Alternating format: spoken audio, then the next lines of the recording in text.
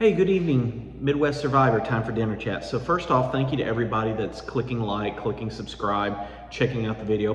Be sure to make comments, be sure to click the thumbs up, click the bell, subscribe on the channel, Midwest Survivor 8426. We need 38 more subscribers to the channel, and YouTube will unlock the channel to where we can do regular live streams. So be sure to click that bell, click that subscribe button, and subscribe to the channel. Also too, when we hit 50 subscribers and YouTube unlocks the channel, I will do a giveaway for all 50 subscribers that have subscribed to the channel. Don't know what I will do, but I will do some kind of giveaway for all 50 subscribers. So be sure to check out the channel and click subscribe. So tonight's dinner chat topic is how trauma changes your thinking. So, you know, there's many types of trauma. There's physical trauma, emotional trauma, mental trauma, just all kinds of trauma.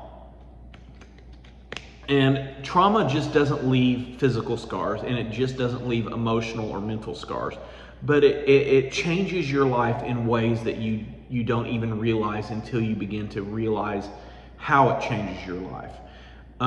It changes the way you see yourself, the way you see other people, the way you process certain bits of information, the way you see the world around you. Many of the thoughts that people struggle with daily may not be personality flaws, and it may not just be unique quirks, but what it may actually be is survival strategies due to certain types of trauma that your mind has developed to help you get through difficult experiences. But here's the important thing, and I want you to really listen in on this. The great thing about this is that trauma can shape your thinking and change your life in ways, but it doesn't have to be a permanent thing. It doesn't have to define your future, your present, or who you are. Trauma is more than just one big giant event. You know, we think of major disasters, violent events, but trauma can come from very, very small things that build up over time. Years of criticism, emotional neglect, physical neglect, growing up in an unpredictable home, growing up around unpredictable people, manipulation, gaslighting, spiritual, church, or leadership abuse, bullying, both bullying as a child and bullying as an adult. There are adults out there that get bullied just as much as children. There are husbands that bully spouses, and there are wives that bully. There are husbands that bully wives and wives that bully husbands. Siblings bully each other. So it happens. Betrayal, constant fear or instability. Trauma just isn't what happened to you. Sometimes it's what has never happened to you. You know, maybe nobody comforted you whenever you were hurt. Maybe no one listened to you whenever they needed to listen to you. Maybe no one protected you. Those painful, traumatic experiences shape and rewire your brain just as much as the painful, excruciating event that has happened to you. Here's what really happens. Your brain learns to survive. Anytime something drastic happens, the brain's first message is, I've got to survive. I've got to learn how to do this. I've got to learn how to do this. If you have been hurt repeatedly over the course of time, embarrassed, rejected, manipulated, your brain begins to ask the question, how do I keep this from happening again? How do I protect my mind and my emotional state? What happens is it begins creating shortcuts. These shortcuts keep you safe in dangerous environments.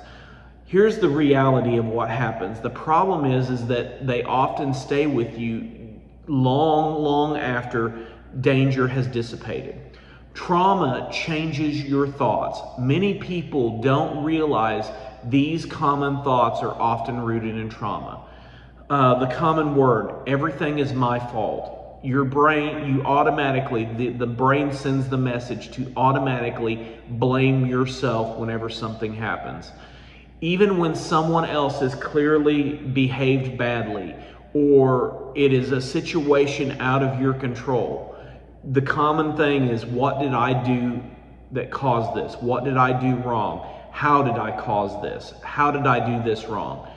This is often developed after years of being blamed and accused incorrectly for other people's behaviors.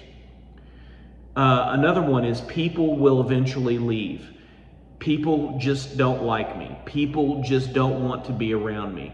You struggle to trust relationships. Even healthy people can feel unsafe because you've learned that love often comes with pain. I have to earn love. I have to do this so people will like me. I have to please people. I have to overwork. I have to give my time, my money, my resources for people to like me. Instead of believing that you are a talented, ambitious, worthy person that is deserving of love, deserving of compassion, you feel like that you have to perform or be a character to earn the love, trust, admiration of people. Being a people pleaser, doing all the work, giving of your time and your energy and your resources, or taking on responsibility for things that are not your fault, apologizing for things that are not your fault, taking the blame for something that is not your fault. You know, setting boundaries can be a very terrifying thing to somebody that's undergone trauma. The fear of, if I say no, I will have nobody. If I say no, people won't want to be around me. Boundaries are terrifying to people that are afraid of losing people. Why? Because in an unhealthy relationship, saying no, declining to do something, refusing to do something, setting a boundary is often brought with emotional punishment, sometimes physical punishment, sometimes verbal punishment, rejection, guilt, anger, shame, the withholding of relational emotions, the withholding of love, the withholding of finances, the withholding of resources, financial abuse. Your nervous system remembers every injury inflicted upon you, both emotional, physical, financial, and any other which way that is abusive and cruel and painful. There's a constant sense of gloom and doom that can come upon somebody. Something bad is about to happen. Something terrible is about ready to come down on me. Even peaceful moments can feel uncomfortable because your brain has become accustomed and wired and comfortable with chaos and unpredictability and disaster, that the calm and the peace feels unfamiliar. Speaking from personal experience, one of my parents, they would always want to change churches about every 4 to 5 years, because, and this person will argue this to their dying breath, it's that the calm and the stability is so unfamiliar to this person that they have to cause chaos and cause drama and cause turmoil within that church environment, that everybody that at one time loved them and respected them, admired them, immediately start turning on them and making them the enemy. They always got to be the villain and the victim, so that whenever bad things manifest, they say, see, something bad has happened. I predicted this. I felt this coming, and therefore we've got to leave. And that has been the constant story. New church, first couple years, great. Then all of a sudden, some drama starts happening, and then the cycle starts all over again.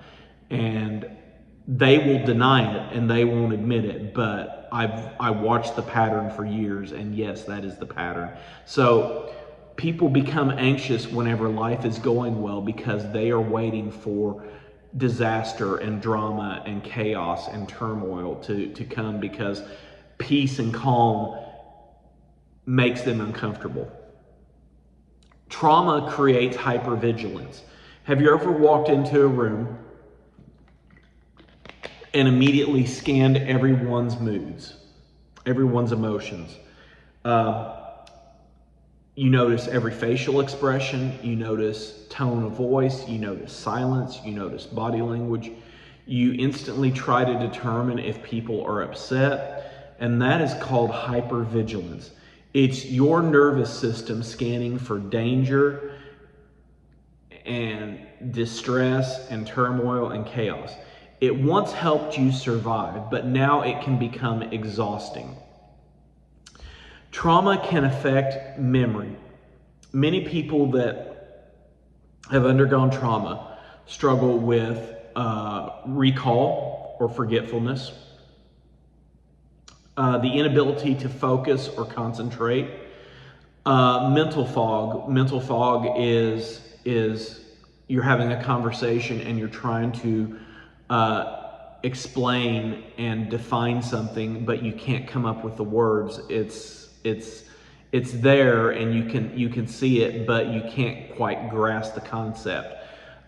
Difficulty making decisions, indecisiveness, or inability to commit to a certain plan. That difficulty in making decisions is a very, very hard one to overcome, especially whenever you're trying to recover from trauma, because trauma impacts the cognitive thinking of the brain, that determination and destination and the ability to rationalize and implement a cohesive, consistent plan and execute that plan.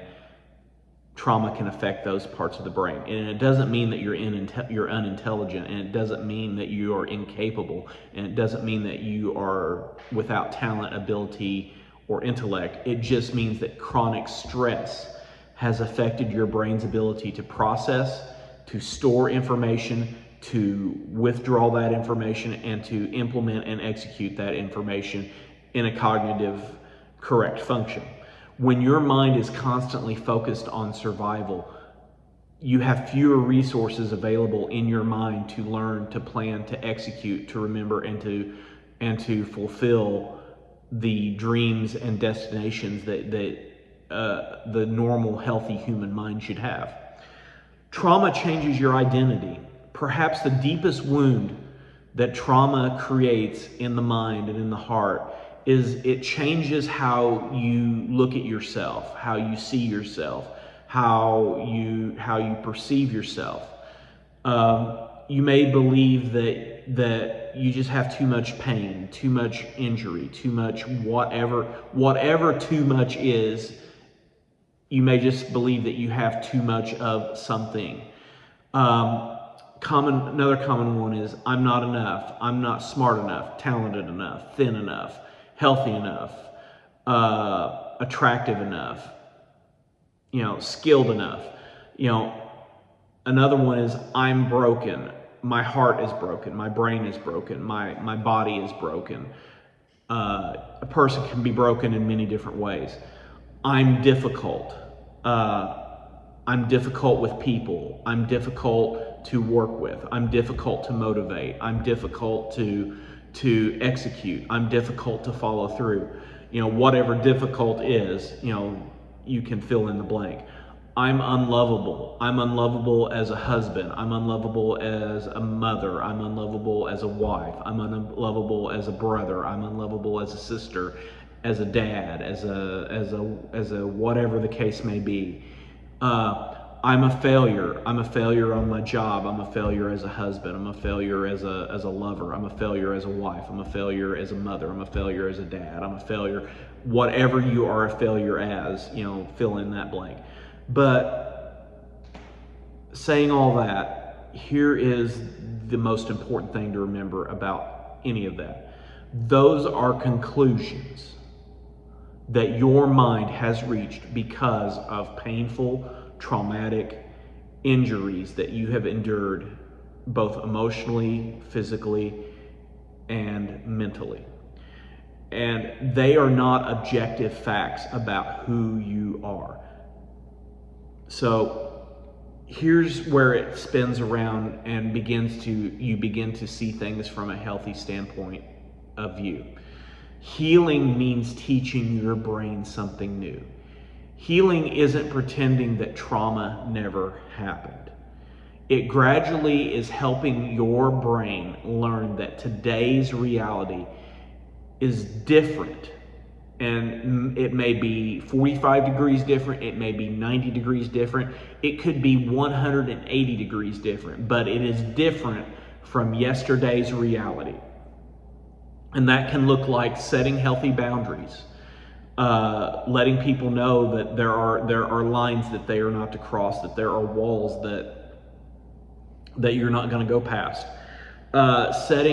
Spending time with emotionally safe people, people that care about you, people that believe in you, people that do not force their perceptions on you, people that don't force their own personal ideas, agendas, and lifestyles down your throat. People that give healthy feedback and are not self-destructive whenever you try to make healthy choices in your life. Challenging automatic negative thoughts and practices. Learning to practice self-compassion. Learning to love yourself. Learning to admire yourself and give yourself the grace and the belief that you can do whatever you apply yourself to successfully, correctly, and more importantly, in a way that is self-sufficient, and not only self-sufficient, but a way that is self-improving of your mind and your body and your talents and your abilities. Learning to pause before thinking the worst or assuming the worst possible scenario. Seeking support from trusted friends, finding a healthy support group or a mental health professional when it's needed. Even healthy experiences every healthy experience gives your brain new evidence, rewires a circuit at a time, that not every relationship, not every conversation, not every situation has to end disastrously, traumatic, or painfully for you as it once did. Here's something else. You are not your trauma. You are not the disaster. You are not your pain. Trauma influences you, but it does not define you. It does not become your identity. The thoughts that helped you survive don't have to become the thoughts that guide, shape, and lead you for the rest of your life. Healing and becoming healthy and learning to not just survive, but to thrive is recognizing and appreciating the role that those patterns once played, but should no longer play for the rest of your life, and slowly replacing them with healthier, more productive, stronger ways of thinking. Now, this takes time, it takes patience, it takes practice, it takes execution, but change is possible. So if this entire dinner chat struck a nerve and opened your eyes to the possibilities that lie before you, I want you to know something. You are not alone. There are millions and millions of people who are carrying invisible, deep, painful wounds that want to rebuild their lives, but they don't know how. I want to hear from you. And whenever I hear from you, you're going to hear from me. And as we open up the doors to this conversation and to the possibilities that lie before us, I want you to think about this. What is one thought that you had to challenge you during your healing journey? I want you to share it in the comments. Your story needs to be told so that you can encourage not only yourself, but you can encourage someone else who needs to hear and needs to know that healing and overcoming trauma is not impossible, but it is possible and it is capable, and a person can do more than just survive, but they can learn to thrive and become healthy and wealthy. You are not the only one walking this road. There are millions of people that are walking beside you, and all you have to do is open your eyes, open the doors, and start to look at your life and begin to realize that healing from trauma is possible. So until next time, remember, take care of yourself, be kind to your mind, and remember, your past doesn't have to explain your thinking, but your past may explain your thinking. It may explain some of the hurts in your life, but it doesn't have to determine your future. And when you choose to not let it determine your future, your todays are always brighter, stronger, and healthier. Midwest Survivor, stay healthy, stay strong. I'll see you tomorrow morning for Breakfast Bits. Have a good night.